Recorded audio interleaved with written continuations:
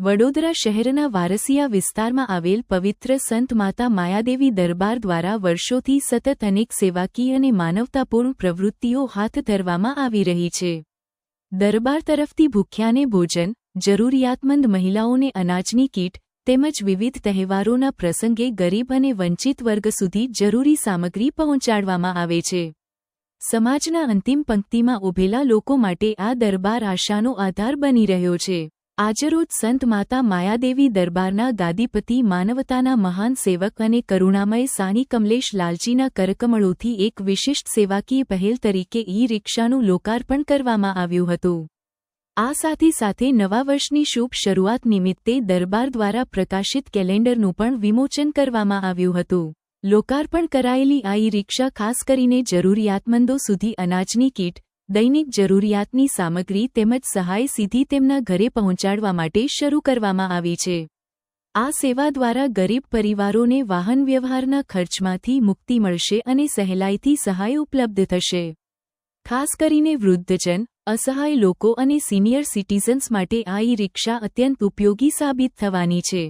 સાની કમલેશ લાલજી વર્ષોથી નિસ્વાર્થ ભાવથી સમાજસેવામાં કાર્યરત રહી માનવતાની મિસાલ પૂરા પાડી રહ્યા છે।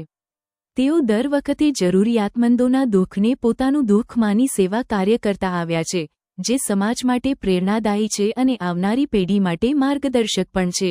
આ સેવાકીય કાર્યક્રમના પ્રસંગે સ્થાનિક કાઉન્સિલર હીરાભાઈ કંજવાણી, સિંધી સમાજના અગ્રણીઓ, વિવિધ સામાજિક સંસ્થાના પ્રતિનિધિઓ, મહાનુભાવો, સેવાધારીઓ તેમજ મોટી સંખ્યામાં લાભાર્થીઓ હાજર રહ્યા હતા।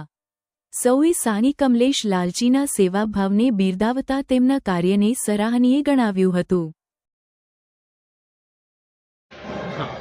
आयो लाल सबई चो झूले लाल, बोल बाबा गिर महाराज की जय, संत माता माया देवी की जय।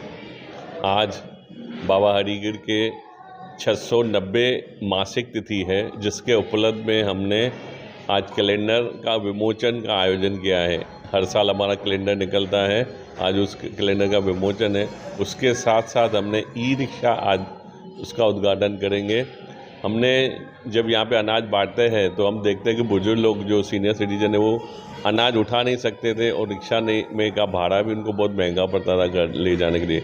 तो ये सोच के हमने आज ई-रिक्शा रख ली है, आज उनका उद्घाटन करेंगे। वो ई-रिक्शा में सब बुजुर्गों को बिठा के अनाज जो यहाँ से हम बांटते हैं उनको रख के और बुजुर्ग बैठेंगे, उनको घर तक छोड़ने की जवाबदारी हम छोड़ के आएंगे। ये व्यवस्था हमने रखी है। आज उनका उद्घाटन करेंगे। ये साईं हरिगिर महाराज की कृपा है, माता मायादेवी की कृपा है कि इस तरह से कार्य होते रहे, हम बुजुर्गों की सेवा करते रहे और सदा हम करते रहेंगे। हमारे सेवादारी, हमारे यहाँ के संत माता माया दरबार के जितने भी सेवादारी बहुत अच्छी तरह सेवा करते हैं और इसी सेवा भगवान हमको कराता रहे और भी हम इससे अच्छी सेवा करते रहेंगे। बोल बाबा हरिगिर महाराज की जय, माता माया देवी की जय। हाँ, बोल श्री हरिगिर महाराज की जय।